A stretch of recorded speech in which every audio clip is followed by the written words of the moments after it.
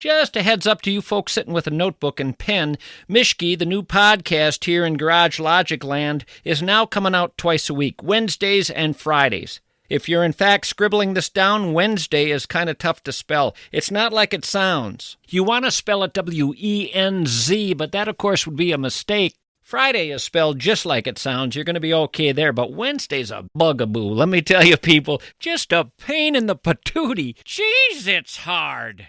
Josh Arnold, investment consultant, brings you Garage Logic Podcast number 1593, August 7th, 2025. 98 degrees on this day in 2001 and 45 degrees on the morning of this day in 1972. Call Josh Arnold at 952-925-5608 for a free 48-minute consultation. Hail the flashlight king. And now, from the mayor's office above the boathouse on the east shore of Spoon Lake, it's Garage Logic with Chris Reavers manning Technology Corner, Kenny Olson from the Krabby Coffee Shop, John Heidt in the newsroom, and of course, the rookie. Here is your flashlight king, fireworks commissioner, and the keeper of common sense, your mayor, Joe Soucheray. We're joined in the studio by Dan Pilla. Dan is an attorney who deals with tax litigation, correct? That's correct. Yep. I deal with people that have problems with the IRS. All right. Now, we called you the other day because we got terribly enamored with a statistic that has not been proven to be false. It's true. In 1950, more than 50% of 30-year-olds were married and owned a home. And currently, that number is less than 15%. And from there, we extrapolated that that's a big problem with the middle class. Where are they? And I used this example. In 1974, I bought a house for $27,000. He's got his notepad. Doing math. I bought a house for $27,000. $27,000. I hope I don't burn the place down with the math. Yeah, that's the first note that's ever been taken in 32 years. I bought a house for $27,000. We looked it up. $27,000 in today's money is about $175,000. But that house cannot be purchased today for $175,000.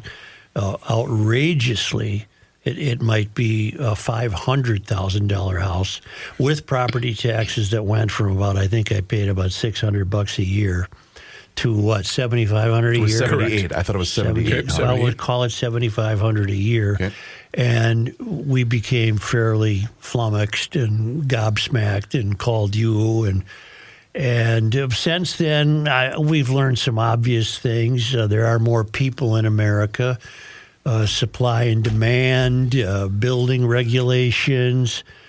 There is a political class. The closer you get to the country's tallest buildings, it's even predisposed to anti-home ownership, and they make it more difficult to own a home. But that still doesn't explain to us if the $27,000 house in today's money is worth $176,000. How did it get to be $550,000? Well, I think the short answer, Joe, is the fact that the dollar's gone to hell.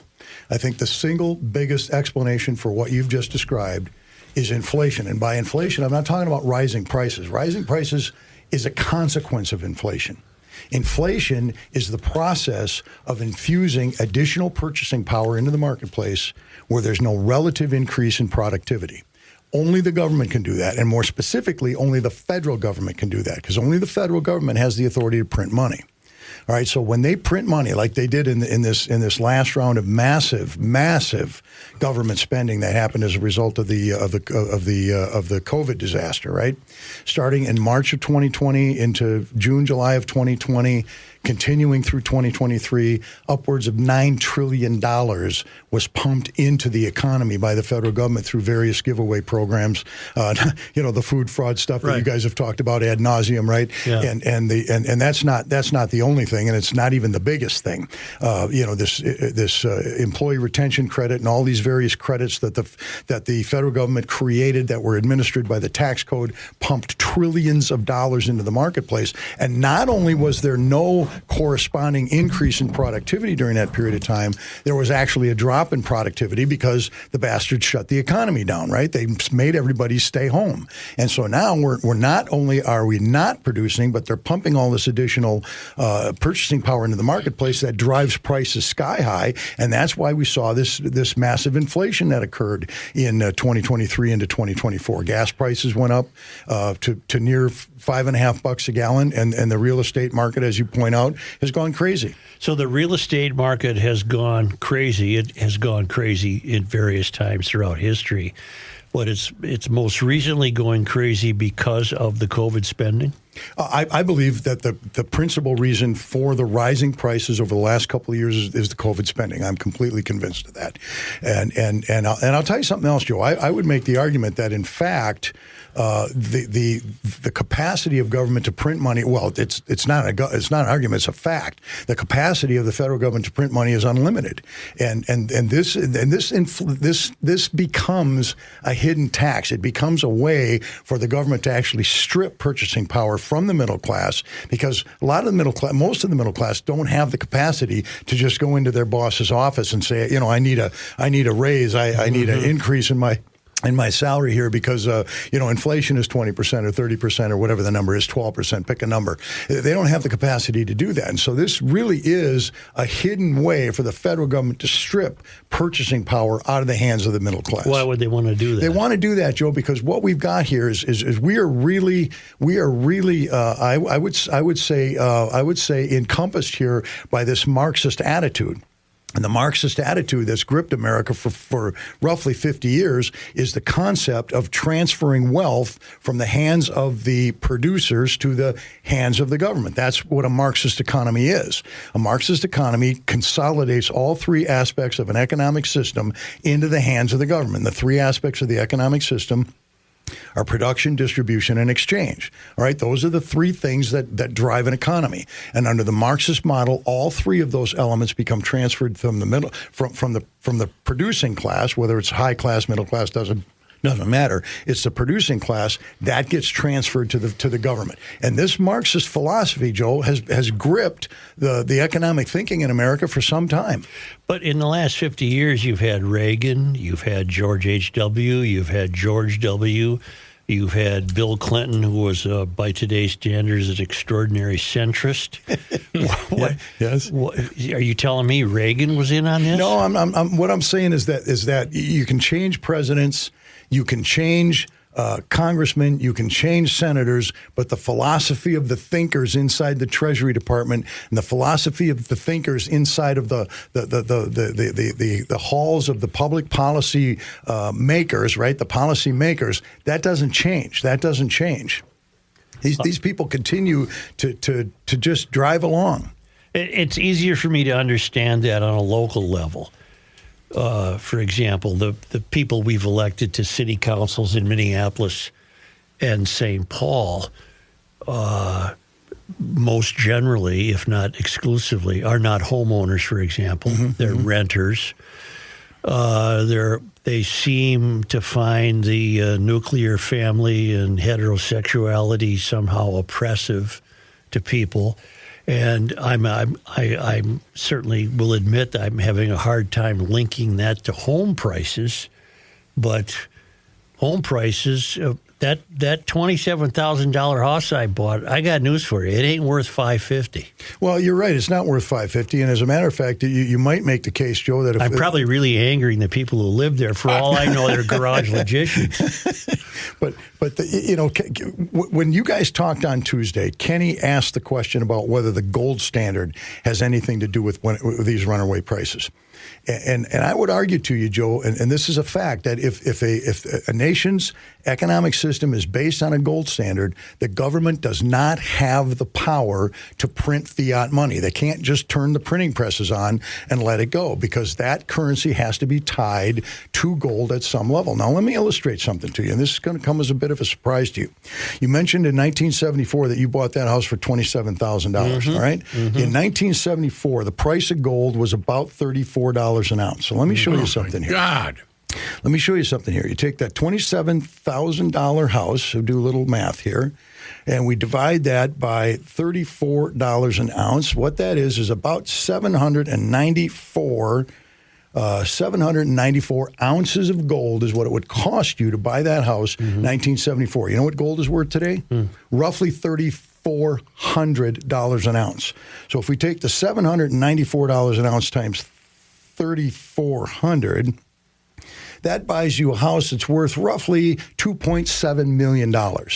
So I would argue to you, Joe, that the price of housing has not gone up. It's gone down as measured against gold. And we could do this with anything. We could do this with a suit of clothes. We could do this with an automobile. Here's another example. Let's go back just a little bit farther, and let me show you what happens with an automobile.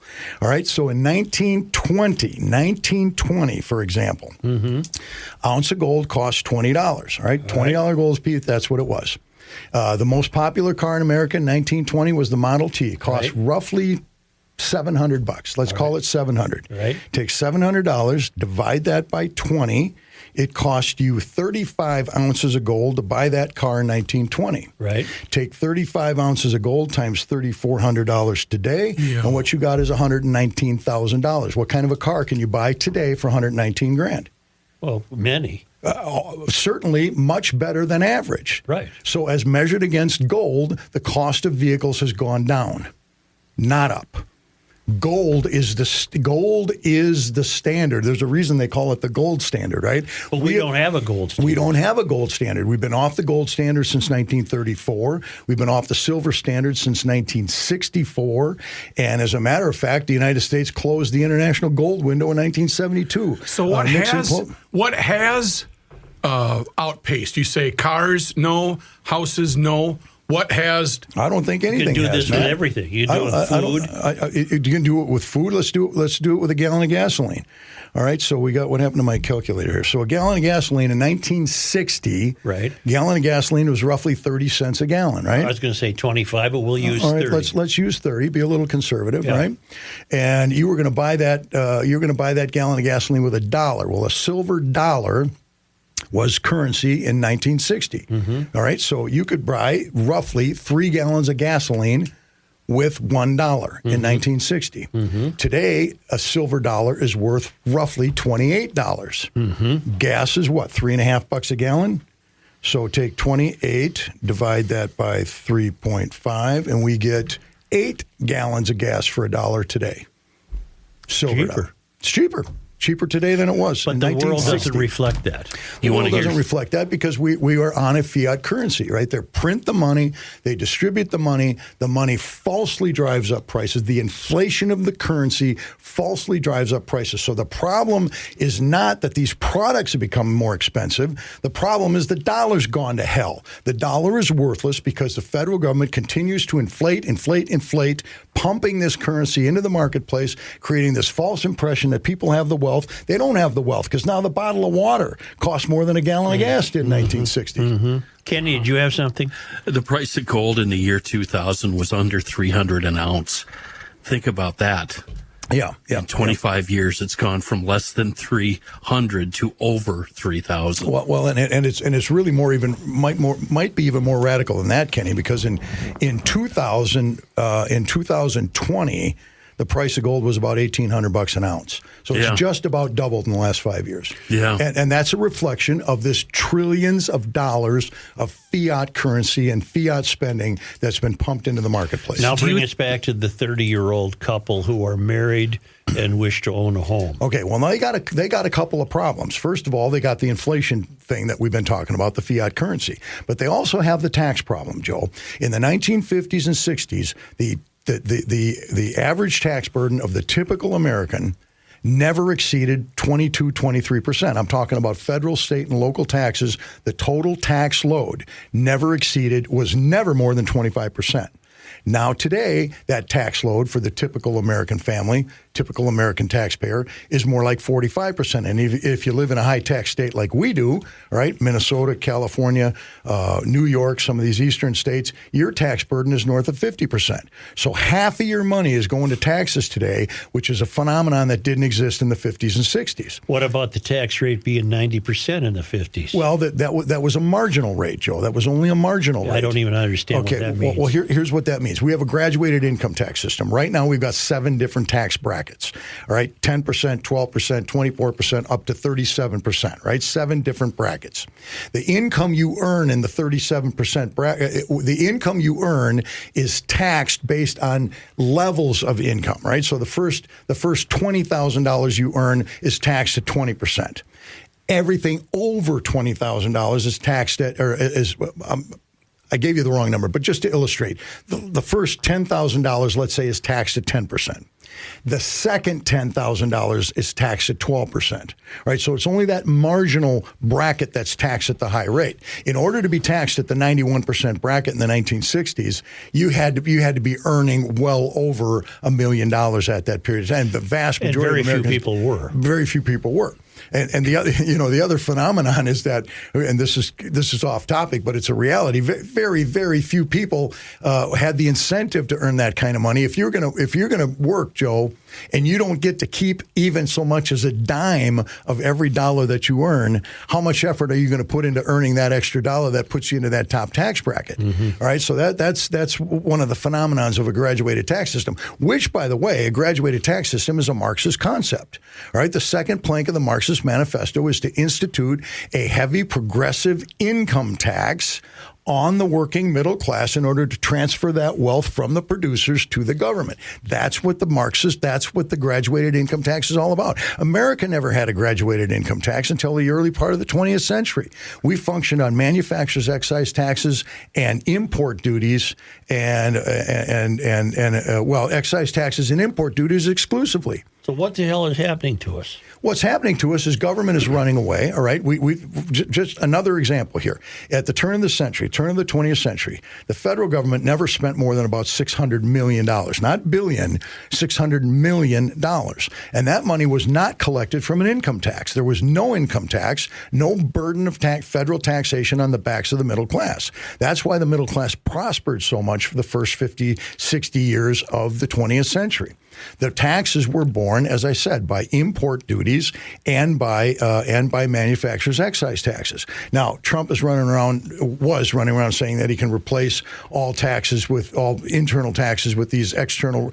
Well, that's impossible to do it today because the federal government's spending $7 trillion. Mm-hmm. We only collect a couple $1 billion, a couple $100 billion from import taxes today, duties today. There's just not enough money. So you got the problem of the increased tax burden and the fact that we've got the inflation of the currency, which is destroying the middle class. It's bearing heavily on the middle class, no doubt about it. Now, I'm sorry, you go ahead. Well, let's go back to taxes. Why would the property taxes on that $27,000 house 50 years later be $7,500? Well, look at the budget of the state government. It's the growth of government. The growth of government is out of control, and it's out of control at federal, state, and local levels. Every aspect of the growth of government is out of control. It's unmanageable, and it's out of control, and not held accountable. And getting back to this Marxist concept now, there's such thing as economic Marxism. Marxism didn't work anywhere in the world. Well, it doesn't. Why are we doing it? It does not work. You're exactly right about that, and this is where we. What Frank Zappa said? People don't like communism and Marxism because people like to own stuff. Yeah. Well, there's no doubt about it. There's no question about it. And this is why economic Marxism never really took hold in the United States because people were thriving.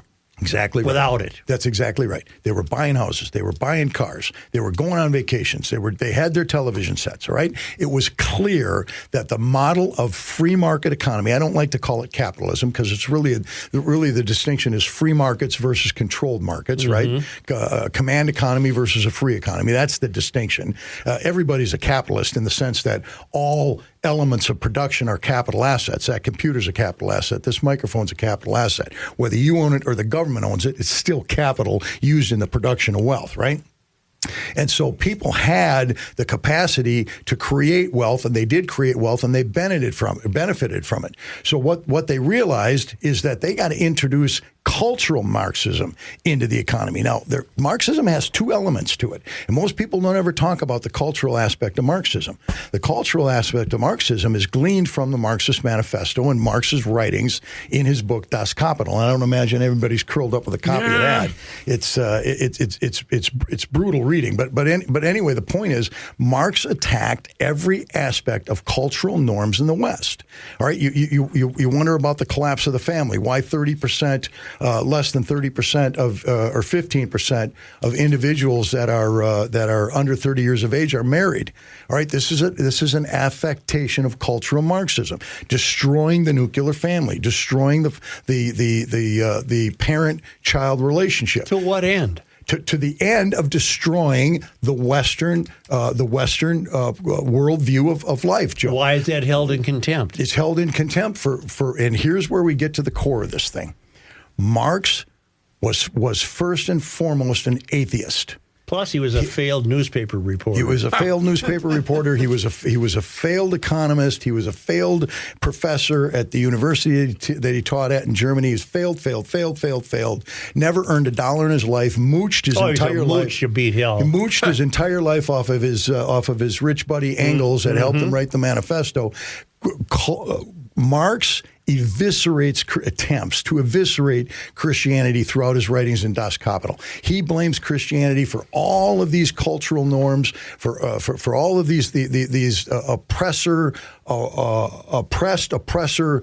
viewpoints that he had, and cultural Marxism is designed to tear all of that down. And what they did, Joe, is they infiltrated the colleges, and they did this in the early 20th century, and they brought these. They got these professors into these colleges that taught that marriage is bad, that having a wife at home working is bad, that having big families is bad. Convention.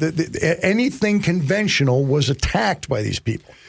If home ownership is bad and marriage is bad and a nuclear family is bad and capitalism is bad and achievement is bad and entrepreneurship is bad and property ownership is bad, then what is good? Well, that's the irony of the Marx plan.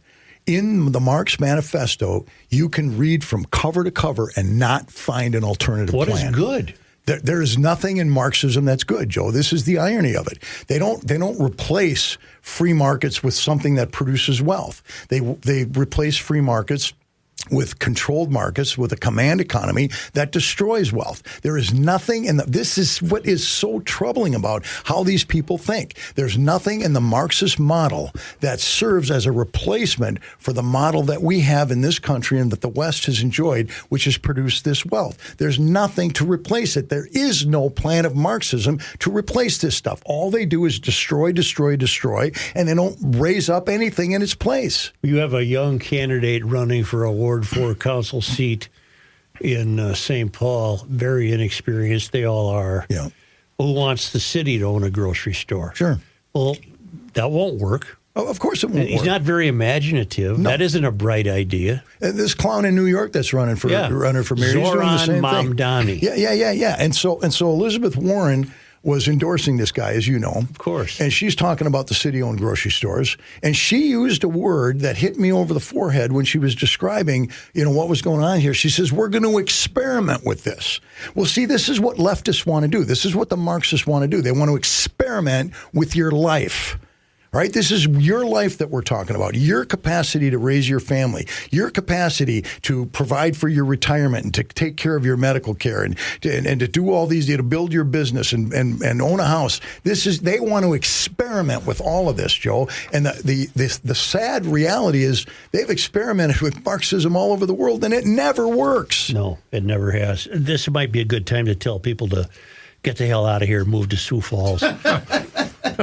I don't know how they're avoiding it in Sioux Falls, but the Sioux Falls Development Foundation welcomes you with a business-friendly tax environment.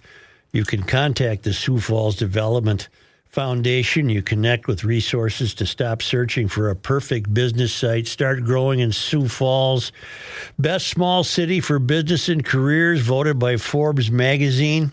South Dakota is a business-friendly state.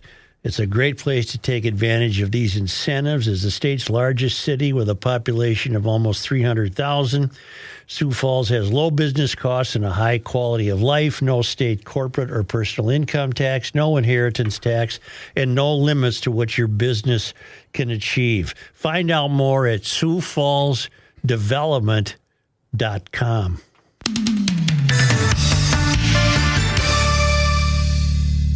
Reavers here once again for my guy, Mr. Money Talk, Josh Arnold. Does thinking about retirement make you uncomfortable? Well, sometimes the anxiety from wondering if you've saved enough can be overwhelming. But what if I told you that you could ease those tensions in just 48 minutes? Well, Mr. Money Talk is going to be able to sit down with you and get you on the right track for your financial future. Josh has navigated it all when it comes to uncertain market and economic conditions, and he'll always provide straight talk, never sugar-coated advice on how to reach the finish line with your retirement goals. Don't let your financial worries give you an ulcer or keep you from calling Josh right now. His 48-minute, no-obligation consultation could be just what you need to feel better about your future. Call Josh today at 952-925-5608 and set up your free 48-minute, no-obligation consultation. That's 952-925-5608. Investment services offered by Josh Arnold Investment Consultant, LLC, a security investment advisor. Past performance is no guarantee of future results. All investments involve risk. All comments and opinions are Josh Arnold's and do not constitute investment advice. Chris Reavers is a paid endorser.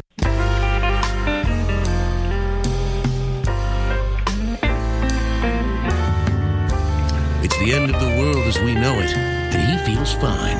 Joe Souchere. You might not know it from listening so far, but it is Positive Thursday. And as always, it's brought to us by Schoonover Body Works and Auto Care, located in Shoreview, 1060 County Road E.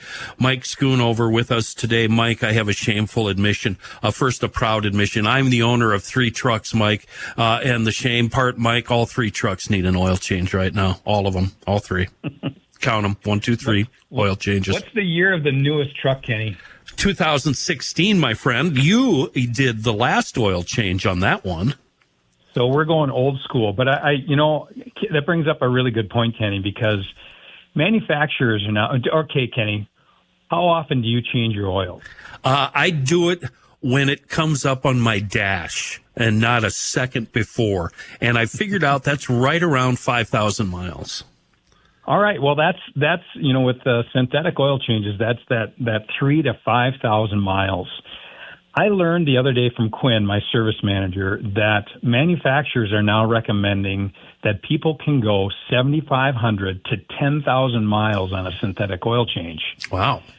And I said, that's absolutely crazy. And we talked about it a little bit more, and supposedly there's been advancement in oil technology and better detergents and all that kind of stuff, and quote-unquote better technology in the engines, which all I've heard is all the new engines that are coming out are crap. Yeah, and, so have I. I was going to bring that up. And the crazy part about it is, so we just had I had a really close friend that had his oil changed here yesterday, and his oil was low. He was burning oil, and it's a 2025 pickup truck. And so he just went with the manufacturer's recommendations of 10,000 miles, and it's like, hang on a second, we're burning oil. Yeah. The oil is getting dark. It's, that type of thing. So this is one of those things where big business, I'm wondering what the long game is here, because, Kenny, a synthetic oil change is anywhere from $69.95 to $125, depending on your vehicle. So what are they trying to do? And the thing is, not changing your oil can only hurt you. Changing it often can only help you. It's good to see what's in the oil and what's in the filter. That's the big curiosity for me. When I pull that oil pan out from underneath, I examine the oil and I look into the filter and see what's going on in there. Exactly. So, I'm thinking that here's this whole Big Brother thing saying that you don't have to do this, listen to us, and yet people are going to start having more mechanical problems.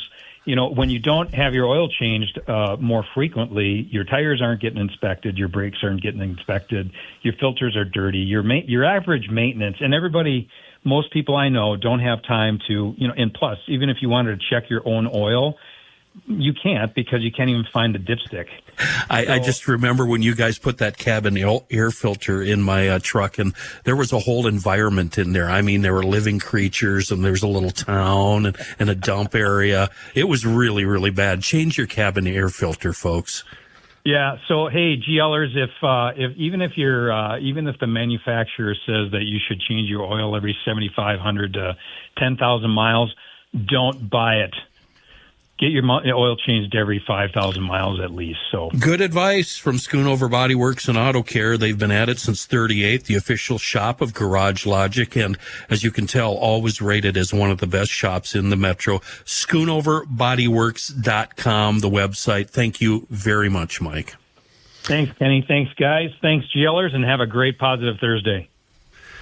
We're speaking with Dan Pilla. Dan is a tax litigator by trade. He's studied the tax situation in this country. He's on top of it. Let me play devil's advocate. Sure.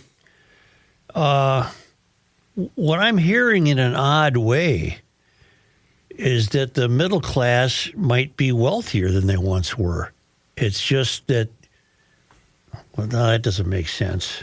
And we don't have any money sitting around, Joe. I've got a buddy who makes about 8 times as much as me, and he's just as broke as me. Lives a better, higher quality of lifestyle, but has just as much money in the bank. But I know people in middle class incomes. If the car needs new tires, they go get the tires. They go out to dinner. They'll take in a concert once in a while. The kids are going to the schools the parents want them to go to. The kids have shoes.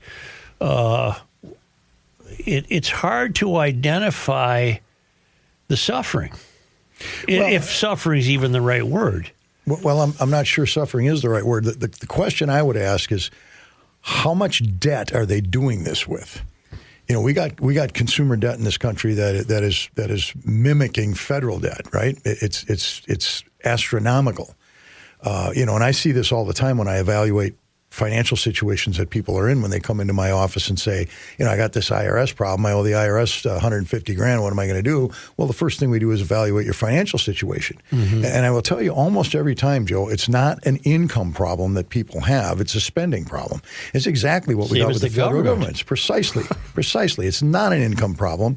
It's a spending problem. And government is a teacher in this respect. It teaches people how they should behave financially. And when the government behaves like this financially, it teaches people to behave like this financially. The tax and financial education that high school kids have when they graduate is at or near zero. Mm-hmm. It's at or near zero. You could go to one of the best business schools in the country. My wife has a degree from the University of Minnesota, Carlson School of Management, one of the top 10 business schools in the country, Joe. Mm-hmm. Came out of that university with that degree not knowing one thing about taxes. What she knows about taxes, she learned from me working in our business, right? And you can go across the board with this. People just don't learn anything about taxes and financial issues, and so they're reckless with this stuff. So, yeah, they get the tires, they go on the vacation. How many people are doing this with credit? Kenny makes the point that he's got a friend that makes 8 times as much money as he does, and Kenny's got the same amount of money in the bank that this clown has. Why is that? Because the guy's spending everything he makes plus. And this is a problem with the middle class. They don't save their money. No, the saving rates for people are pretty ridiculously low, aren't they? Yeah, they are. And I don't have the numbers right in front of me, but if you look at the growth in consumer debt over the last 10 years, 15 years, and the drop in the savings rate during that period of time, it would be startling. The other thing that we could play devil's advocate on are housing prices so expensive because of regulations, because of supply and demand, because of a lack of builders, because of the cost of materials, because of environmental regulations impacting the cost of materials, on and on and on and on. I suppose in 1915, a guy wanted to build a house. He built a house. He might have signed 2 pieces of paper. Yeah, if that, he might have had just 1 piece of paper to get the title to the property, and then he went and bought the materials and probably cobbled it together. But I think it's a little bit of all of those things, Joe. And first of all, supply and demand. Supply and demand is always there's a lot more people than there were in 1920. That's true, but we got a lot of land that's undeveloped. There's a lot of places to put houses, no doubt about that.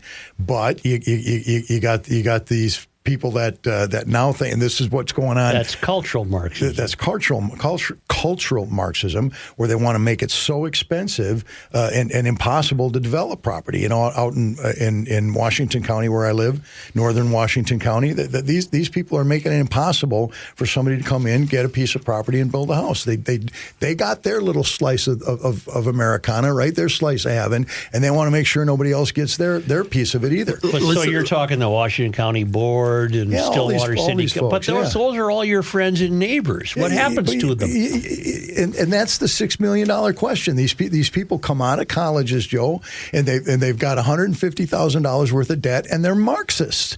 Right? They go into college as people with a very westernized worldview. Probably were raised in a Christian environment, if not an outright Christian home, certainly a Christian culture. They respected the rights of other people. They respected private property. They go into these colleges and they come out as Marxists. That's what's going on with the education system. Kenny? There's a piece in the paper, it was either earlier this week or late last week. Headline is $62K fee for one house fair. And it's a story about a couple in Rosemont that want to build on property that's been in their family for many, many years. I'm just going to read the start of one paragraph here. Rosemont residents who want to build on properties must pay $6,865 per acre in stormwater trunk fees before the city will issue building permits. And to your point, Joe, this is a regulation factor. That cost of that is not supply and demand. That's regulation. All right. The builder, he's not making any money off of that fee. All right. This is government. This is government intervention. That's a fee going to the government. Yeah, exactly. You know, and the other thing that's really been bothering me lately, if you pay off your mortgage or you own a chunk of land or a home and it's paid for and in the clear, why the hell are you still paying property taxes? Right. My God, you paid all those taxes on the purchase price for so many years and the value of the property goes up and so does the taxes. You'd think once it's paid off and you own it, but you don't. Well, you don't, and the reason for that is because of a title issue. All right, we have title in America that's called fee simple. Right, you own your house in fee simple. That's distinguished from allodial title. Allodial title vests 100% sovereign ownership in the title holder. So if you own property as allodial title, Joe, you are the supreme sovereign over that property. Nobody can put a claim on it. Not a real estate tax claim. Not any claim whatsoever. But we own property in fee simple. Well, I want allodial. We want allodial. Now, here's the irony. The Minnesota State Constitution provides that all titles in the state of Minnesota shall be allodial title. Really? Allodial title. And they ignore it. The courts ignore it. The legislature ignores it. Certainly the local governments ignore it. Allodial title does not allow to happen what Kenny just described here, that you spend your whole life paying off this property and you could lose it. You could lose your property in your senior years to delinquent real estate taxes after you've paid for this property your whole life long. Happens all the time. It happens all the time, no doubt. Well, where the hell are we, and where are we going? Well, where we are is we got an education problem, Joe. How you fix this problem? It's an education problem. All right. I don't have great hopes for that to turn around. Well, it's not going to turn around in the government-controlled schools. It isn't going to.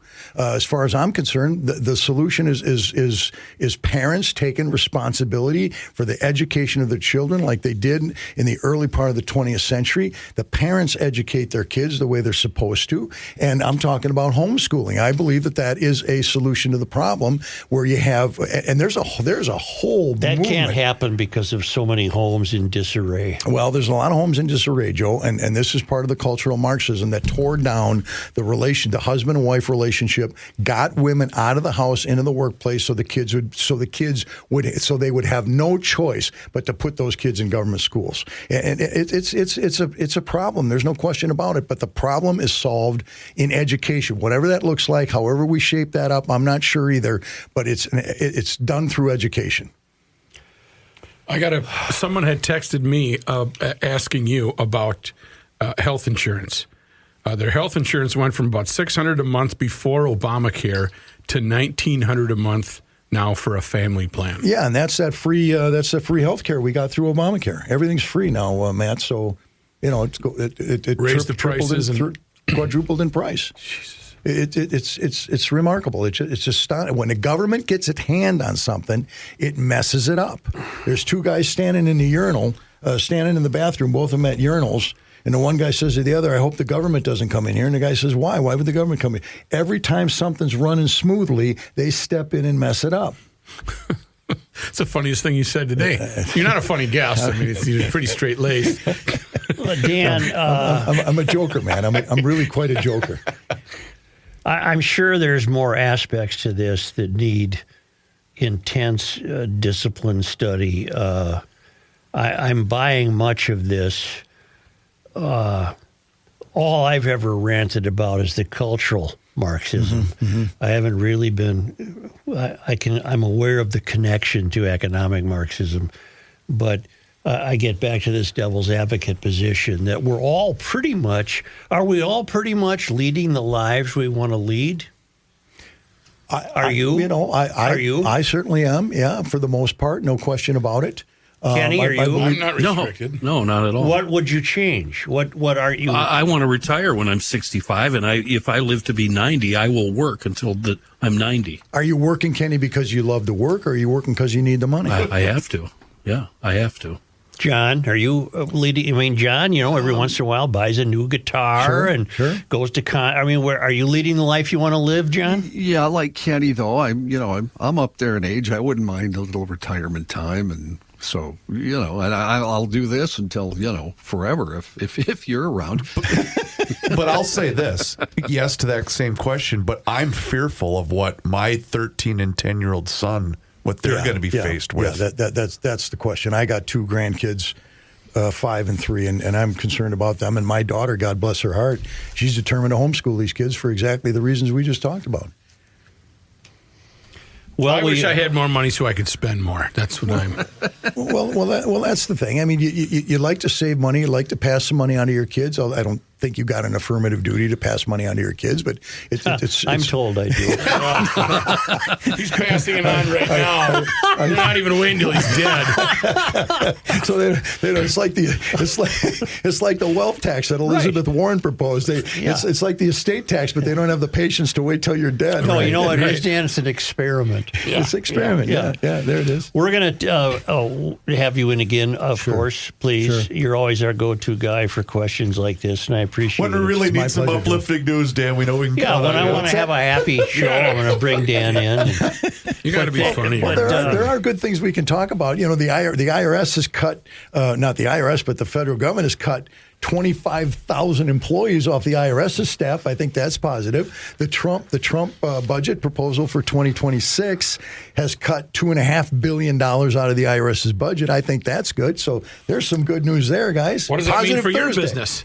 Say again? What does that mean for you and your business? Is that going to be... My business never slows down, man. Okay. It's a constant revolving door. People in trouble with the IRS. It just doesn't matter. I'll call you next week. Are they in trouble because they're undisciplined and not paying their taxes? Well, there's some of that. No question about that. Some of that is a problem. A lot of times what happens is people get behind on their taxes through no fault of their own. They have some kind of a curveball that life throws them. Fire, flood, hurricane, divorce, failed business, failed marriage, drug or alcohol problem. Any of these types of things can put people into a position where they have to make a choice between paying their taxes and feeding their family. And anybody that's ever in that choice opts to feed the family. That's what they do. They get behind on the IRS and they say to themselves, I'm going to get through this crisis and I'm going to worry about the IRS later. Then they show up at your place and you help them. And we help them, yeah. Thank you. Dan Pilla. I want to talk to you about Bradshaw and Bryant personal injury attorneys because this is not necessarily unrelated. If you're dealing with insurance companies and adjusters, that could be tough to deal with. Mike Bryant from Bradshaw and Bryant and his team will explain your rights, represent you, and help you through a tough time. Mike Bryant is a super lawyer recognized by Minnesota law and politics. They're the Bible for that kind of information.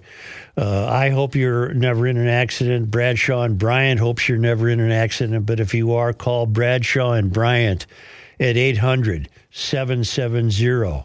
7008, or go to minnesotapersonalinjury.com. Your case evaluation, of course, is free.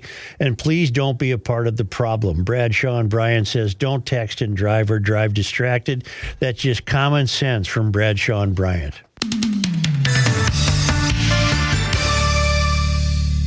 That guy take a bribe to cut the trip in half. You guys are The Earth is not your mother. The Joe Souchere Show. Bring him some carbonis. Yeah. Here's Johnny Heidt. No, here's Kenny Olson. Here's Kenny. Turn off all the microphones, Chris. Turn them all I off. will not be silent. I don't want to hear any of these morons talking, because I got one of the best emails I've ever received about the Seafoam Bugs Be Gone. It comes from John, and I can't believe this. It's so good, I thought he was making it up. Good day, guys. I want to take a minute as I travel by Harley to visit Sturgis and beyond, eventually ending up on the Pacific in Washington and Oregon before heading back to the Twin Cities. My first night's stay was in Redfield, South Dakota at a large Super 8 motel. Upon checking in, the guy at the front desk asked me if I wanted my bugs gone. I didn't understand what he was asking, and after a couple of repeat requests, he went to the back room, handed me a pocket-sized spray bottle of Bugs Be Gone, and said it was mine to keep. It made me smile to know that the stuff is everywhere, including Redfield, South Dakota. So I'm a bit cynical. I was impressed, but cynical. I did some research, some checking. There is, in fact, a Super 8 in Redfield, South Dakota. It's a 2-star joint. A weary traveler can get a room at a very reasonable rate and get a mini spray bottle of Bugs Be Gone to clean the bugs from your windscreen. Where to get Bugs Be Gone? Always a question, a topic among GLers. If it's not in the automotive chemical aisle of your nearby NAC Hardware, Automotive, or big box store, it's simple. Go to seafoamworks.com, order it and any other Seafoam product you may need, and have it delivered right to your door. A wonderful product in a travel-weary world. Seafoam. Here's John Heidt. Was brought to you by North American Banking Company. Vance Belter, accused of shooting and killing State Rep Melissa Hortman and her husband, and of wounding Representative John Hoffman and his wife this morning, pleaded not guilty to federal charges in the case. The 58-year-old Belter of Green Isle made the plea in a Minneapolis federal courtroom after waiving the reading of his 6-count indictment. Okay, Belter. Two of Belter's federal charges carry the possibility of the death penalty if convicted. Prosecutors have not made a decision whether they will pursue a capital sentence, which would require the green light from Attorney General Pam Bondi. Belter also faces state charges, including 2 counts of second-degree intentional murder and 2 counts of second-degree attempted intentional murder. Belter's state case has been paused as the federal proceedings continue. Hennepin County Attorney Mary Moriarty is not seeking re-election next year. Moriarty announced the decision last night in a press release, adding she wants to work on, in her words, creating enduring change for the remainder of her administration, not campaigning. Her statement said, I ran for this office to do the hard work, the work that desperately needed doing, and the work the voters chose when I was elected in 2022 by 16 points. We've become accustomed to elected officials who don't deliver results and ended up more invested in clinging to power than doing the work of the people. And that is not me, as I have weighed whether I wanted to spend the last year and a half of my term focused primarily on campaigning or continuing to transform this office. The choice became clear. I want to focus on running the office rather than running for office. Well, Mary's a committed member of the Third Rail. I'm sure she has a landing spot somewhere. You know, her quote, she's not wrong. Many people that get elected do want to just hang on and not really be productive members. Mary's correct. She's right about that, but she just wasn't very good at her job. But she's not done completely ruining the justice system. Sure. She got another year to do that. Do you guys believe this? Do you believe that she on her own made this decision all by herself? I don't believe anything she says. Nope. Right. Neither do I. She was voluntold. Yeah, I think she was given the opportunity to say whatever you want to say, but you're not coming back. Yeah, but Omar Fateh would bring her back in a heartbeat. Yeah, but that's the mayor and she's the county. Yeah. So, well, that's true. Yeah. Never mind. Sorry, Joe. Details. St. Paul police announcing they're investigating a fatal shooting that occurred overnight outside Midway Saloon. Officers responded to the shooting just after midnight. found both the victim and the suspect there. The victim, a man, had been shot in his upper torso. Despite first aid, police say they were notified of the victim's death at the hospital around 4 in the morning. The suspect stayed at the scene and was arrested. This is St. Paul's 7th homicide of the year. Invariably, when these shootings are reported taking place outside an establishment, invariably I've never been to that establishment. This one I have been to. That's Pat Donahue performs there. Yeah. Stephen C's been there. It's a funky little scene in there. So I was disheartened to learn this. Okay. Yeah. And more on your history of attending University Avenue bars in tomorrow's podcast. That's right. Yeah.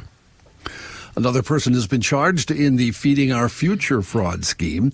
Hussein Mohammed Farah was charged with 1 count of wire fraud, according to U.S. Attorney for Minnesota, Joseph Thompson. Farah, the executive director for the St. Paul nonprofit New Vision Foundation, used the organization to operate 2 supposed food distribution sites under the sponsorship of Feeding Our Future.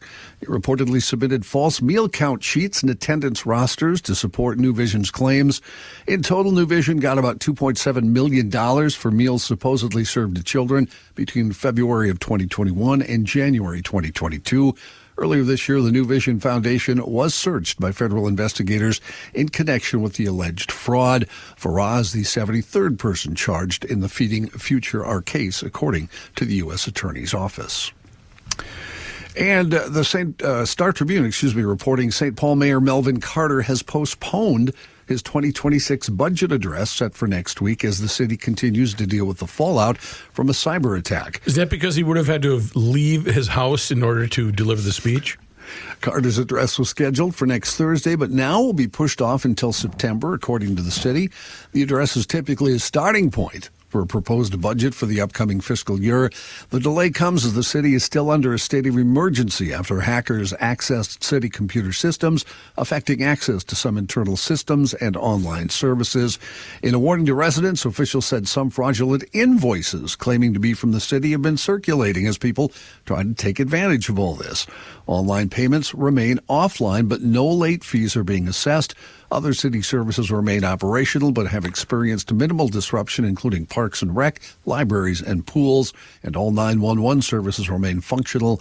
Governor Walz deployed the Minnesota National Guard Cyber Protection Unit to work with the city, state, and federal authorities trying to resolve the situation and mitigate any lasting impacts. Just what led to the attack still unclear, though it may have been, according to officials, some kind of malware software designed to damage, steal data, disrupt systems, and sometimes extort victims. Such, are you buying that? No. I don't believe anything anymore. I bet I know who the cyber attacker was.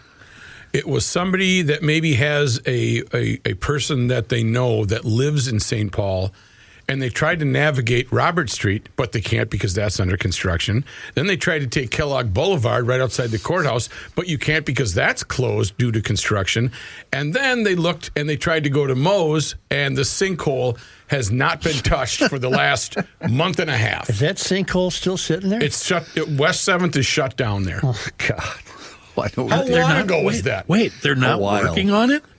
There's a guy, he comes with the pickaxe every once in a while. Got a flashlight. Yeah, he leans looks on at the it. shovel. Leans on the shovel, then just walks away. Kenny, wasn't it you that said, they'll just put a cone in it?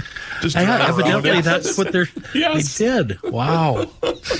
Why don't we take a quick break here and hear from Chris Rivers? You know what we need? Let's have a drink, shall we? Harmony Spirits. I'll say. What? And harmonyspirits.net. Go to their Facebook page because they're always doing a great job of updating both really cool cocktail recipes and whatnot. But how about this? Larry, the owner, sent this to me yesterday, and it's on their Facebook page as well. Good morning, Chris. Harmony Spirits will travel, Joe. This bottle from loyal GLer Nathan made its way to Alaska. Really? Ooh. It's the Wild Oats bourbon from Harmony Spirits. That's so cool. I don't know why that stuff just, I love that crap. Bro should have ordered 2 right off the bat. That thing's not going to last long enough. I was going to say, this one looks pretty empty. Oh, so okay. Way to go, Nathan. Also, this upcoming weekend at the tasting room down there in Harmony, Minnesota, they are going to have the Strawberry Daiquiri Slushy, with all of the other delicious drinks that are available. Hope your summer's going great to you and all of the GLers. Thank you, Larry. That's the thing. If you're traveling out and about this weekend, it's going to be another beautiful warm weekend. Stop in at the Tasting Room in Harmony, Minnesota, and say hi to Larry and Damon and the entire crew and get yourself some handcrafted cocktails that are made right here in the great state of Minnesota. But if you're not able to make it down to the Tasting Room, then go into your local liquor store and ask for the Harmony brand by name. Also, that rum, there's a special that's going on this week, and this is at the Lewiston Area Farmers Market. The cocktail of the week is the Pina Colada made with Harmony rum. Harmony rum and the Pina Colada. Anyway, say hi to the crew. Let them know that you heard about them on the Garage Logic podcast.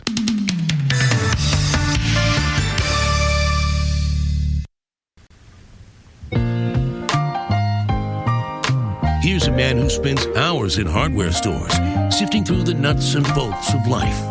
Joe Souchere. Anywaystorage.com. That's our brand new marketing partner this week at GL. If you need secure storage, safe from the weather, the rodents, the prying eyes, Anywaystorage.com can help with a variety of shipping containers, both for sale and for rent. They have locations in Grand Rapids, Stewartville, Ellendale. That means Anywaystorage.com has Minnesota and the eastern side of the Dakotas, Wisconsin, Iowa, and then portions of southern Canada covered. They can do it all. This is a Minnesota-based business. You can stop into the yards to shop. This is one of the cool things. You want to see that shipping container and pick it out. Pick out the one of your choice. They offer 10, 20, and 40-foot containers, sealed, lockable, and perfect for cabin owners or you folks with undeveloped hunting property, farmers. All of you guys, you can leave your high-dollar valuables at your property with peace of mind, knowing that none of it will be harmed. Stop into one of the locations before you rent or purchase it. Choose the options, make the deal, and then they'll drop it off at the place of your choosing. Check out the website. Make plans to acquire your own secure storage shipping container, and be sure to ask about the GL special. Always ask about the GL special. What do we always say? Tell them Garage Logic sent you. That's Anywaystorage.com. Anywaystorage.com. Thanks, Kenny. In national and international headlines, Russian President Vladimir Putin said today he hopes to meet next week with U.S. President Trump, possibly in the United Arab Emirates. His announcement came on the eve of a White House deadline for Moscow to show progress toward ending the 3-year-old war in Ukraine or suffer additional economic sanctions. No location had been determined as of this morning, according to a White House official. The U.S. was still expected to impose additional sanctions tomorrow on Russia, according to an official, adding that a Trump-Putin meeting would not happen if the Russian leader does not agree to meet with Ukrainian President Vladimir Zelensky. The official did not specify whether the condition was for Zelensky to be present at the possible U.S.-Russia summit. Speaking of possible direct talks with Zelensky, Putin said he's mentioned it several times that he was not against it, said it's a possibility, but certain conditions need to be created for it to happen. The Kremlin has previously said that Putin and Zelensky should meet only when an agreement negotiated by their delegations is close. President Trump said yesterday he will impose a 100% tariff on computer chips, raising the specter of higher prices for electronics, autos, household appliances, and other essential products dependent on the processors powering the digital age. The announcement came more than 3 months after the president temporarily exempted most electronics from his administration's tariffs. The Republican president said companies that make computer chips in the U.S. would be spared the import tax. Meanwhile, the president began levying higher imports on dozens of countries this morning, just as the economic fallout of the tariff threats has begun to create some visible damage, according to economists. The important taxes are at a level not seen in the U.S. in almost 100 years, with Americans expected to pay an average of 18.3% more for imported products. That's the highest rate since 1934.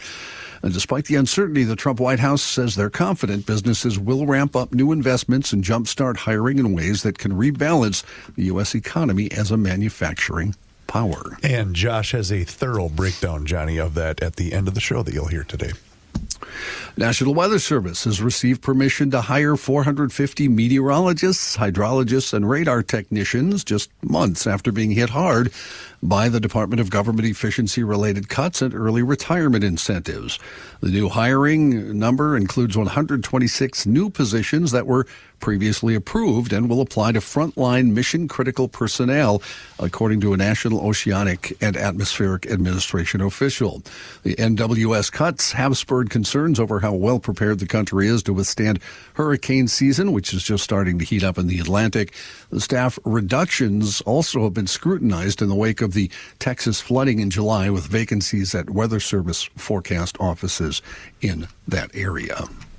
A few health news stories. The Department of Health and Human Services will cancel contracts and pull funding for some vaccines that are being developed to fight respiratory viruses like COVID-19 and the flu. Robert F. Kennedy Jr. announcing in a statement that 22 projects totaling $500 million to develop vaccines using mRNA technology will be halted. Kennedy's decision to terminate the projects is the latest in a string of decisions that have put the longtime vaccine critics' doubts about shots into full effect at the nation's health department. Infectious disease experts say the mRNA technology used in vaccines is safe, and they credit its development with the first Trump administration was slowing the 2020 coronavirus pandemic. Medical officials are worried because scientists use mRNA for more than infectious disease vaccines, with researchers around the world exploring its use for cancer immunotherapies. At the White House earlier this year, billionaire tech entrepreneur Larry Ellison praised the mRNA for its potential to treat cancer. With the cutting of this funding, that cancer research ends. Perhaps some good news in the fight against dementia. What sparks Alzheimer's disease, and why do some people with it never go on to develop dementia? Those questions have bedeviled neurologists for decades, and now a team of researchers at Harvard Medical School say they may have found the answer. Lithium deficiency in the brain. Uh-oh. You got to chew on some batteries. Got to get a battery. Swallow a couple batteries. The work published in Nature shows for the first time that lithium occurs naturally in the brain, shields it from neurodegeneration, and maintains the normal function of all major brain cell types. The findings, 10 years in the making, are based on a series of experiments in mice and an analysis of human brain tissue and blood samples from individuals in various stages of cognitive health. Where do you get the lithium? Well, the lithium, you can get lithium in pills. I had this same question and made the same joke in my head that you guys just did. Mm-hmm. So I looked it up, and there are lithium pills. I wonder if there's side effects. There are some side effects, just kind of normal stuff that you see on all the pills that you see. How do you go about getting a prescription? What do you stroll in and say, Probably listen, don't even doc? have to have a prescription. You do have to have a prescription. Oh, I see. Also checked on that. It's actually used already as a mood stabilizer for folks who have bipolar disorder. Oh, boy, I could use that. Yeah. I'd eat those like M&Ms.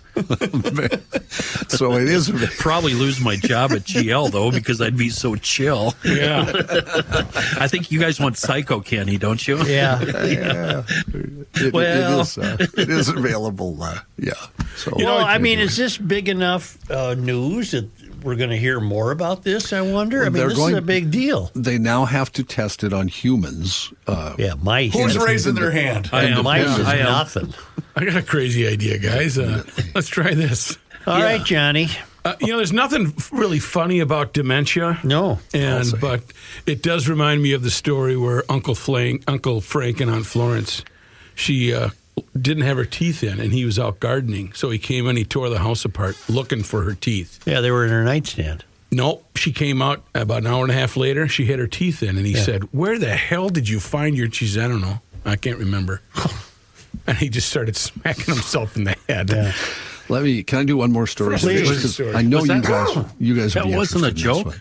No, that was a real. That was honest to God's I was truth. kind of waiting for the punchline. No, that was he was just going crazy. Maybe come up with remember. a punchline for the it's next a lot time. funnier if she would have come out and she was using her car keys as her teeth. Yeah, or she had his teeth in, or anything. She You might gotta have done think of that too. She had a little sense of humor. Yeah, it needs work. That Florence, one. It needs okay. work. Yeah. A motorist clocked driving at more than 199 miles an hour on the Autobahn west of Berlin. Wow. A record high at more than 124 miles an hour above the speed limit. The stretch of the Autobahn there has a speed limit of 75 miles per hour.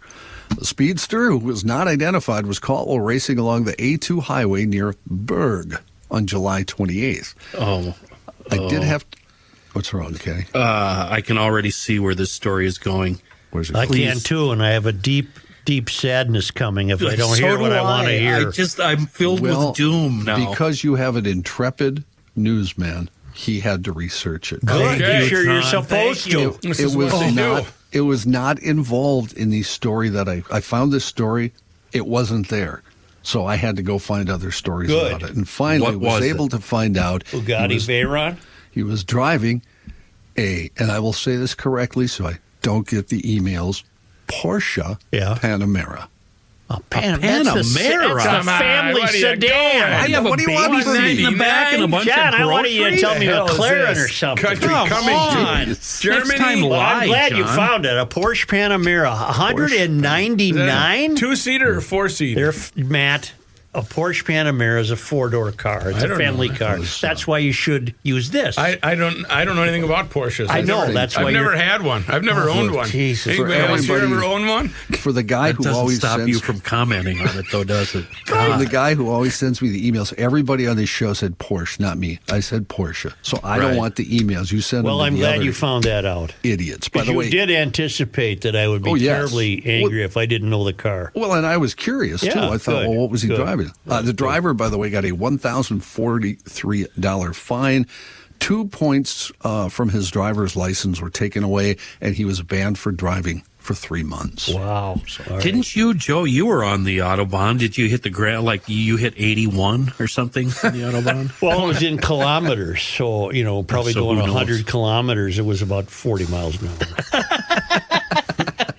What kind of person corrects you with Porsche and Porsche? I do. A good guy or a No. Joe does that Precious? on purpose because he's got issues. I'm going to say Porsche. I don't give a bleep about Yeah, because Porsche. he's angry at Porsche. Okay, because that is a controversy where people get It's upset not, about that. not with me. It's Porsche. Okay. So Rook, you don't get those emails? It's just me, Kenny, and Joe? Yes. I never get emails. Nobody ever sends me emails. Do you know how to say Honda or Toyota? Nissan. And just to let you know, I painted it, but it's a Cadillac. It's not a Porsche. Oh, you painted green? Yeah. Yeah, thank you. See, if you need a new garage door, do it now while the weather's beautiful. Get a new garage door put in during wonderful weather through Precision Door Minnesota. They serve western Wisconsin, the entire metro area. In addition to all the regular service calls you need for a garage door going on the fritz, they do install new doors. They send out a designer. That consultation is absolutely free of charge. They have models of doors for every budget, and there's a deal now for GLers. You're going to get $100 off a single door and $200 off a double door. I suppose that stands to reason, doesn't it? $100 a door. And it'll be great, and you'll love it. You can book online at Precision Door MN, one word, precisiondoormn.com, or call 612-263-6985. Let Precision Door tidy up that garage before the bad weather hits.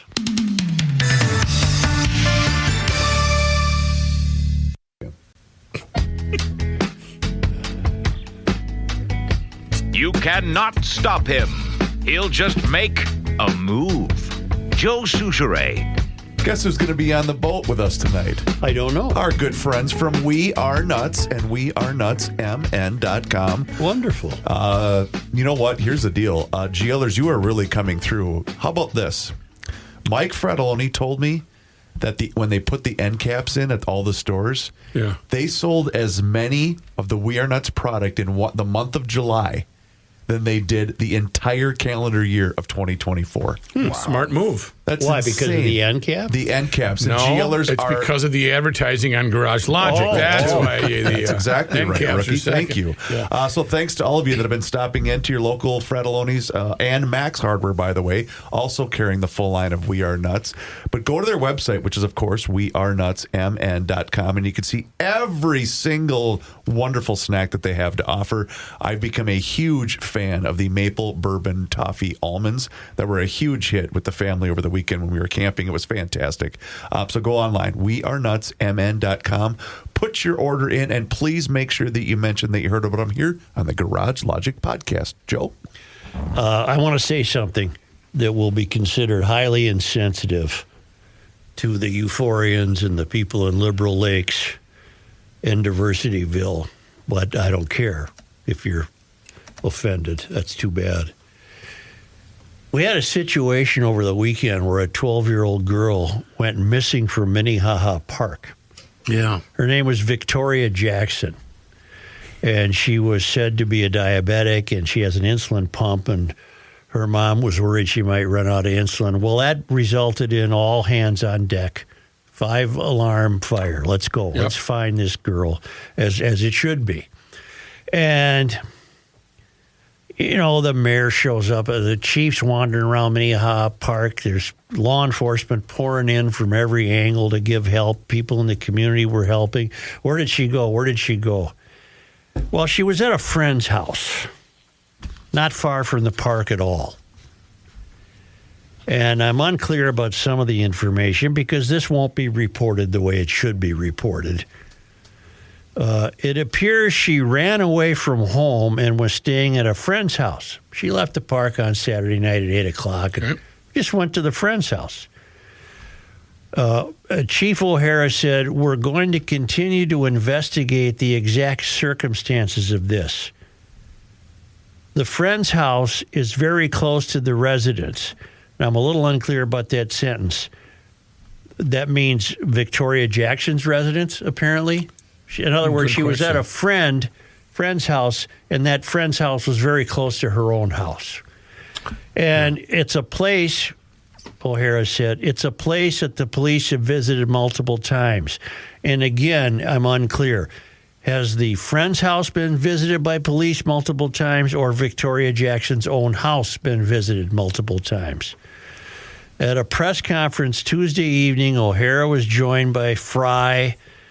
They both expressed relief that Victoria was found safe and back at home. B as in B, S as in S. She needs to be kicked in the ass, and here's another opportunity, bleeping occasion for a mayor to use his bully pulpit to do the right thing and say the behavior of this child was appalling. Unacceptable. She put her mother if her mother was interviewed once on TV, she was interviewed 5 times. This is inexcusable behavior by a 12-year-old who should know better. The friend who accommodated her who should know better. And again, the story won't be written because people are too afraid to write it because she's a black kid. So they're afraid to say anything. But what I'd like to know is when she went to her friend's house and her friend said, "Hey, you're running away again?" Yeah. Did they remain unknown to the parents of her friend? And if not, did the parents of her friend bother to tell anybody? Right. And because this has happened before, did it occur to the Victoria's mom to go knock on the door of the friend's house and say, "Hey, is Victoria here?" This is ridiculous. The way this was treated was ridiculous. You're right. Running down the list of, do I call Jenny? Do I call Lisa? Everyone. The right thing was done. People are decent human beings. We looked for this child. Amber Alerts up the butt on my phone, and every cop with a badge was on the scene. O'Hara's wandering around Minnehaha Park. The mayor shows up. Does the mayor take the occasion to take his bully pulpit and say, this is the kind of behavior that we cannot abide in this city? Yes? Okay. Let's just play that out. Let's say the mayor does that. You know what happens. I don't care what happens. Well, but he'll be appointed to he's running for re-election. So what? Doesn't he have any balls? No, he doesn't. He does not. I think they were cut off after that second win. This is ridiculous. This was not a missing child. This was a case of bad behavior. Yeah. She ran away. Now, granted, she's missing, and that's horrible. We're going to find her. But it turns out she wasn't missing. She's at the neighbor's house. This is a bunch of BS, and we're treating it like the Blessed Virgin Mary came down here and cast light upon the park, and miraculously the child was found. Bleep you! Well, what about the police officers knowing the Cops home working their previously? asses off? Are you kidding me? What? Did anybody call the neighbor? Or the friend? Apparently not. If I had to guess, because again, it's reported very poorly.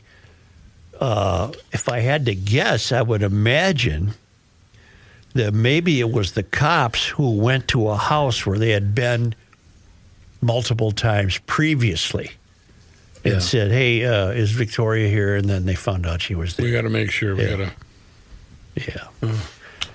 And fortunately for the young lady, she had enough insulin and everything was fine. I mean, we got every drone manufactured in the U.S. was looking for this kid. Mm-hmm. You couldn't even land commercial aircraft Come on, here 'cause of United the was drones. shut down. No, I know you could. I just had to get that off my chest because, again, Carter failed to use his bully pulpit years ago with the girl who ransacked the postal store or whatever? The UPS store. UPS store. And here's a case where another kid acts up. And what do we get from the mayor? Nothing. And you wouldn't have got anything from Omar Fateh either. He would have blamed the cops. So there you have it. I had to get that off my chest. And Apparently. Well, come on. I don't disagree with you. I was just trying to provide a reason as to the mother should be embarrassed. Absolutely. And now I have a vignette. Wait. Noted. Yeah, noted. We noted that. I had mail to put in the neighborhood corner mailbox this morning. And as I approached the mailbox and got out of my car to deposit my mail, another old timer was walking towards me up the street, and he also was to use the mailbox. And he said, I wonder how long we'll be getting to do this. And I said, oh man, I hope it's forever. I love using the mail. He said, so do I. I said, I like playing office. I told him that. I said, I buy stamps and the whole. He says, so do I. I love it. And the irony was last night, on the Channel 5 Eyewitness News, we learned that Becker, Minnesota, I think has about 5,000 people. They're losing their post office. And they can't really? They can't get any, and it's a nice building too.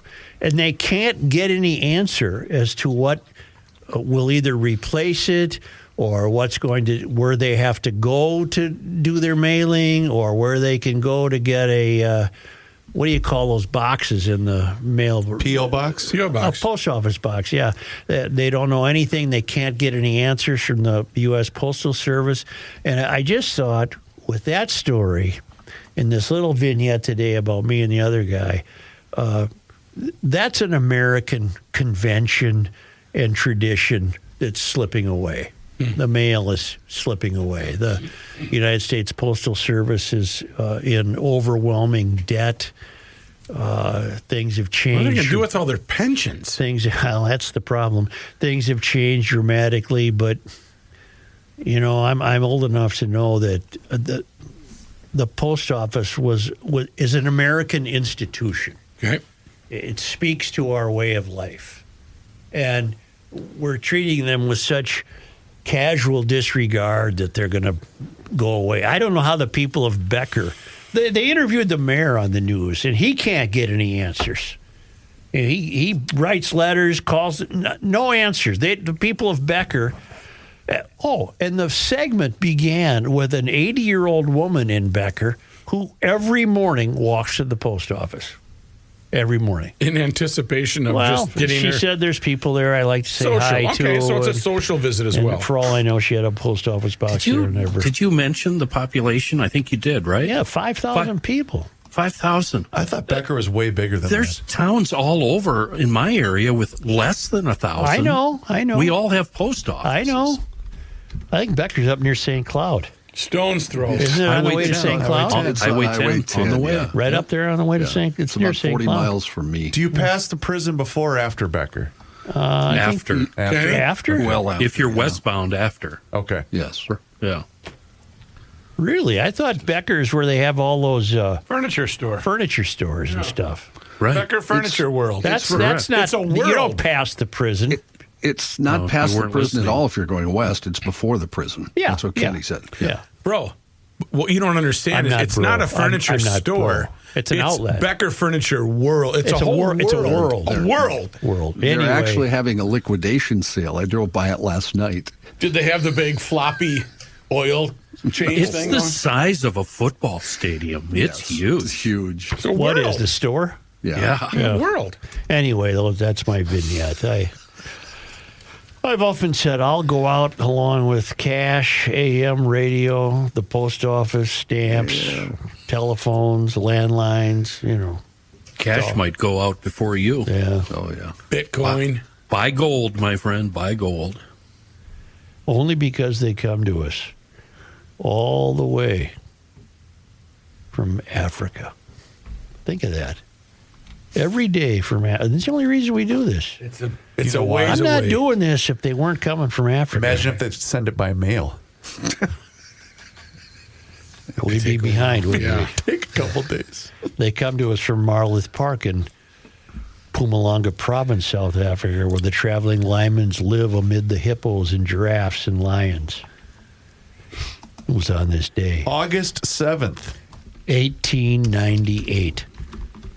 The 13th Minnesota Volunteers arrived in Paranaque, Luzon, the Philippines, to fight in the Spanish-American War, and later to combat Filipino patriots led by Emilio Aguinaldo. Upon their return home a year later, the regiment's casualties numbered 44 killed and 74 wounded. On this day, On August 7th. in 1915, towed by the Ottumwa Bell, the last log raft passed Winona. The sawmills downstream soon ceased operations as the lumbering era drew to a close. Isn't that something? That is something. Well, think about that for a minute. I mean, we still have a lumbering industry. Yeah. But I guess it's not as madcap as it was. I guess the rivers aren't full of Log jams. rafts of logs, right? Yeah, no one's log jamming anymore. Well, and plus, Stillwater have log jam days. It was too successful. No, lumberjack. Lumberjack. Yeah, we'll be able to see that. Maybe you can tell some stories tonight. Thought it was Being on log the jam river. day. I think there was a movie out called that. Log jamming? Yeah. On this day, August 7th. Yeah. 1942. Yes, sir. Happy birthday to Garrison Keillor. He's a nihilist. He doesn't care. He was born on this day in Anoka. On this day, On August 7th. in 2015, after reaching the mandatory retirement age of 70, that must mean that Alan's now 80, huh? After reaching the mandatory retirement age of 70, former Viking Alan Page retired from the Minnesota Supreme Court. Page served on the court for 22 years. Wow. And What'd you think of Log Jammin' 3, The Golden Years? Was that? Uli wasn't starring in that one, though, right? He was only in the first two. Yes. Yeah. on this day in sports disappointment history, August 7th. On August 7th, 2005, Shannon Stewart gave a ball to a fan with only 2 outs. With 2 outs. I remember that. That happens a lot more often in baseball, though, than That's you a think. sports disappointment, That's isn't pretty it? funny. Was Shannon Stewart a twin? Yes. Yes. So He was the one that... Wouldn't you just put a new ball into play? Well, no, if there's runners on, it's the live ball. Oh, for Pete's sake. Sports disappointment history on this day. On August 7th. In 2020. I have no idea what this means. August 7th? Wild lost to Vancouver in bubble playoff series? Yeah. Remember that? That was COVID. But we were playing hockey in August? Yes, because remember we had, what, a 2-month break from all sporting events? I don't remember that. Yeah, because the NBA had their bubble playoffs in, was it Orlando? Oh, for remember. Pete's sake. When was the Stanley Cup champion crowned? I'd have to look it up. I don't remember. And this is a very odd disappointment. On this day, on August 7th, in 2022, Rocco Baldelli lost his mind after overturned call. I'm trying to remember what it was. He went nuts. I'm trying to remember. He lost his mind. I don't remember. On this day, on August 7th, in 2022, Rocco Baldelli lost his mind. I wish he'd do that more often. You're all nuts. I don't have any reason to dislike Rocco Baldelli. Seems like a hail fellow well met. But I don't like a guy trying to win a game 5 games from now. Win today. Let's go. Hey, they just took 2 or 3 from the Detroits. They did. Did that little short order cook come out and pitch again last night? I didn't watch the game yesterday. Yeah. I did, but I don't remember a thing about it. All right. Yeah. That's good. You know, they give you that medicine, and the next thing you know, you're out. It's Thursday. Yeah, it's tomorrow. Yeah. So, thank you. Thank you. Sure. Yeah. Thank you. Sure. Hey, do us a favor if you haven't done so already. Subscribe to the Garage Logic YouTube channel. That's right. We've got a YouTube channel, and on that YouTube channel, you can watch the show each and every single day, starting right around noon. You can also see full segments, video shorts, behind-the-scenes footage. It's all there for you. Just search Garage Logic on YouTube. And you can also search Garage Logic on all of our social media channels, which includes Facebook, Instagram, and Twitter. And you can also sign up for the Daily Logician. That's an email that comes right to your inbox each and every single day. And it includes the most recent episode of the podcast. You can find out more and sign up today online at garagelogic.com. You know what Les Steckel's wife was named? What's that, Joe? Tess. Tess Steckel. Oh. Thanks, Tommy. On your marks. Thanks, Jordy. Thanks, Kelsey. Couldn't resist. Time once again to check in with our guy, Mr. Money Talk. Josh Arnold is with us once again right here in Garage Logic. And now is the time for you to do the same. So do not delay. Do exactly what I did and pick up that phone and dial 952-925-5608. That number once again is 952-925-5608. When you call that number, you're going to get Josh. And he is there for you for that free, yes, I use the word free, 48-minute financial consultation with absolutely zero obligation, and he will always give you the straight talk. He will never give you the sugar-coated advice, and he is on the line with us once again right here in Garage Logic. And boy, Josh, do you have the winning parlay? I have no idea what a parlay bet is. How's that? But there are an awful lot of people who do know parlay bets, and that those parlay bets definitely help boost the revenues of both FanDuel, owned by Flutter, and DraftKings, which reported last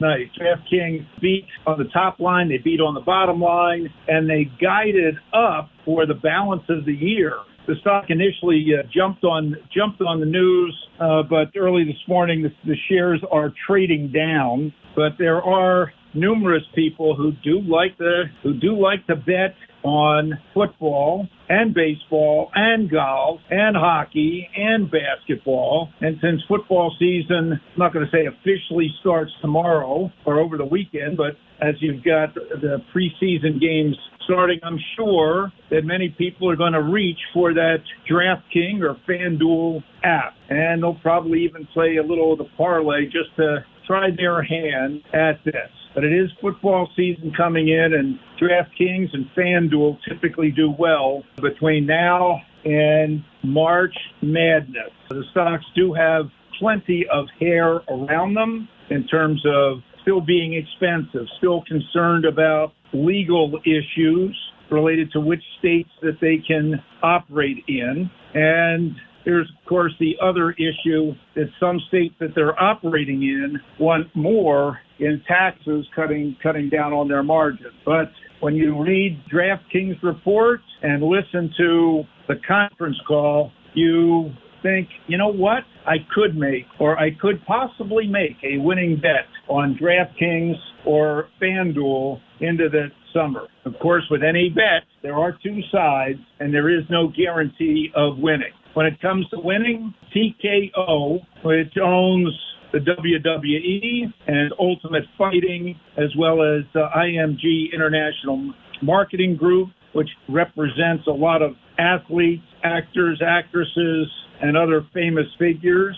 Plus, Endeavor is in that, pro bull riding, and they're starting up a boxing event. And they recently signed a very lucrative, at least in my view, deal with ESPN to broadcast WWE. They reported also a better than expected quarter. The stock did sell off prior to the news and has recovered a bit of that sell-off. Stock is still down from its high. I'm bringing up these two, what I'll say, leisure names, as I have focused for a very, very long time on companies involved in leisure, companies around the internet, China-related businesses, and real assets, and using a portion of money for shorter-term trading. I have found, regardless of whether the economy is growing fast, growing slow, or even stalling out, people are still spending money in leisure. They're still spending money around the internet. Might slow down, but that money is still